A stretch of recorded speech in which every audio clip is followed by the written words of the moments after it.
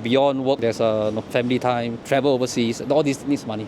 My name is Jeffrey. I'm actually working in a Dutch manufacturing firm for quality control. I'm Ash. Because my husband has to travel a lot, I've decided to just stay at home.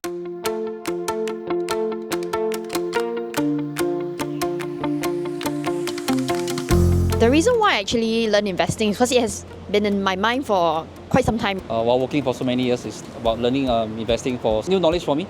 As well as for honest truth, is really to, if I can retire early with investing, why not? What I like about VIA courses, we get to practice some of the things that he has actually taught us. And as we went around, they give us more valuable information, and people will also give us valuable information. So I think knowledge just keeps coming in because of the practices, and I think practices are really very important to reinforce our learning. I come in here and I'm looking at all the different jargons. I don't really understand it because I don't have accounting background. But when Cayden put it in stories, it was so much easier. Cayden can actually relate it to very simple terms. Things like day in, day out, that where layman terms can understand properly. I think it makes us feel easier, and how do we make our money work harder for us in future. So make the right decisions for the next step.